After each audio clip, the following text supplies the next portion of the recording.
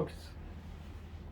Most కామన్గా ఈ మధ్య కాలంలో ఎక్కువ మంది మోకాలు నొప్పుల గురించి చెప్తుంటారు. అందులో ఎక్కువగా 30-40 సంవత్సరాల్లో వయసులో యంగ్ యాక్టివ్ లైఫ్లో అంటే వాళ్ళు ప్రొఫెషనల్గా సంపాదించుకునే ఏజ్, అంతేకాకుండా యాక్టివ్ లైఫ్, యూత్ లైఫ్ కాబట్టి వాళ్ళు క్రమంగా మనకు మోకాలు నొప్పి గురించి ఎక్కువగా చెప్తూ ఉంటారు. సో మోకాలు నొప్పి అన్నది మనకు ప్రథమంగా ఎర్లీ స్టేజ్లో ఏమైనా ట్రివియల్ ఇంజరీస్ కానీ, అంటే మోకాల్లో చాలా పార్ట్స్ ఉంటాయి.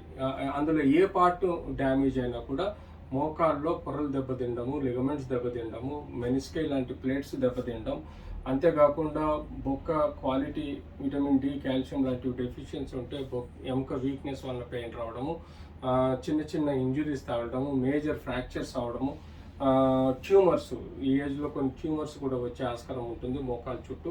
తద్వారా మనకు సమస్య ఏర్పడము, మోకాలు కీలవాతము అంటే ఆథరైటిస్, అందులో సెప్టిక్ ఆథరైటిస్ కానీ, డయాబెటిక్లో మనకు కొన్ని ట్యూబర్కులోస్ ఆథరైటిస్ కానీ, సోరియాటిక్ ఆథరైటిస్, అలాగే రుమటైడ్ ఆథరైటిస్, ఇలా ఎన్నో రకాలుగా కీలవాతాలు కూడా వచ్చే ఆస్కారం ఉంటుంది.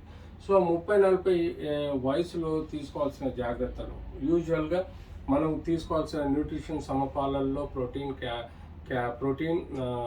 కార్బోహైడ్రేట్ అండ్ ఫ్యాట్ సమపాలల్లో ఉండాలి, మినరల్స్ సమపాలల్లో ఉండాలి, సన్ ఎక్స్పోజర్ ఎక్కువగా ఉండి విటమిన్ డి ప్రొడ్యూస్ చేసుకునే విధంగా ఉండాలి.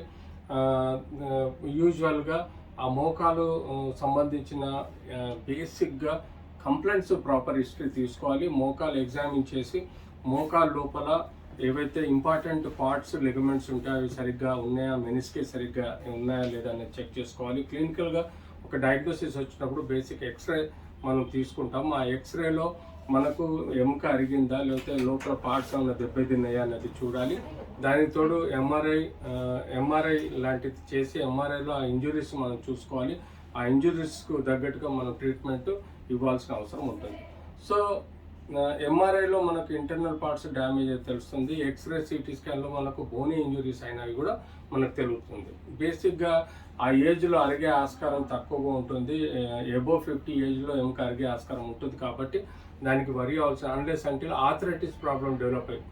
Rheumatoid arthritis, early change, juvenile rheumatoid arthritis అంటే చిన్నప్పటి నుంచి వాళ్ళకు కీలవాతంలో కీళ్ళు చెడిపోయి అరిగిపోయే ఆస్కారం కూడా ఉంటుంది. చిన్నప్పుడు పడి మనకు సెప్టిక్ ఆథరైటిస్ వల్ల జాయింట్ చెడిపోయే ఆస్కారం ఉంటుంది. అంతేకాకుండా కీళ్ళల్లో కొంత ట్యూమర్స్ వల్ల కానీ ఏదైనా మనకు కొంత మార్పు, ఇన్ఫ్లమేషన్ రావడం, సైనోవైటిస్ రావడం లాంటివి చూస్తూ ఉంటాం.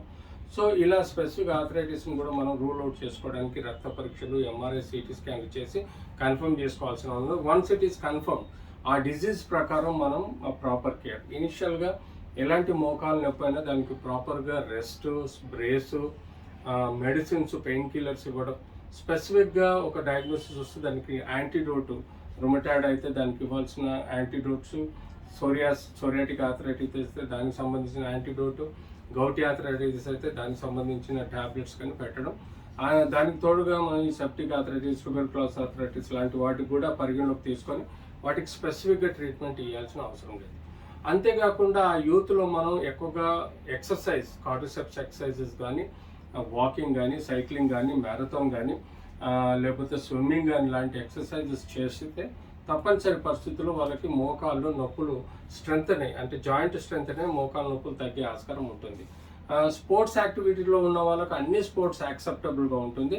కాబట్టి ఎప్పుడైతే మనకు పెయిన్ తగ్గుతుందో ఈ స్పోర్ట్స్ యాక్టివిటీస్ చేయటం వల్ల కూడా మనకు మోకాల్లోని బలం పెరిగి మనకు ఇలాంటి 30-40 వయసులో వచ్చే సమస్యలు ఫ్యూచర్లో కూడా రాకుండా మనం ప్రొటెక్ట్ చేసుకోగలుగుతాం.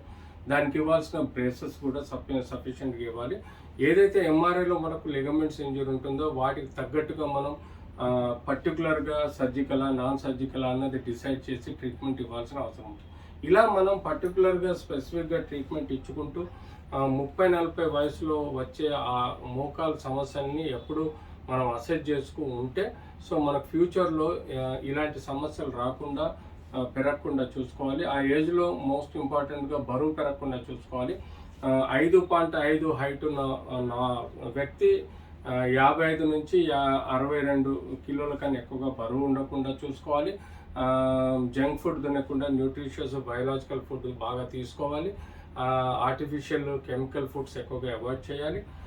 ఎక్సర్సైజ్ రెగ్యులర్గా చేయాలి. 30-40 సంవత్సరాలు వచ్చినప్పుడు ప్రొఫెషనల్ హజార్డ్స్ ఏమైనా ఉంటే వాటిని ప్రొటెక్ట్ చేసుకునే విధంగా జాగ్రత్తగా ఉండాలి.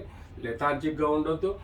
స్పెషల్లీ డెస్క్ జాబ్ చేసే వాళ్ళు గంటకు 10 నిమిషాలు లేచి ఒకసారి అటు ఇటు తిరుగుతూ కొంచెం ఫ్లోర్ ఎక్సర్సైజెస్ చేయడం వల్ల కూడా సెడెంటరీ లైఫ్ ఉన్న సాఫ్ట్వేర్ ఇంజనీర్స్ కానీ లేకపోతే డెస్క్ జాబ్ ఉన్న వ్యక్తులు కానీ కొంత తిరిగేటట్టు అటు ఇటు యాక్టివ్గా ఉంటే ఇలాంటి ఏజ్లో వచ్చే సమస్యల్ని మనం అవాయిడ్ చేయొచ్చు. క్లోజ్ చేద్దాం బ్రదర్. మళ్ళీ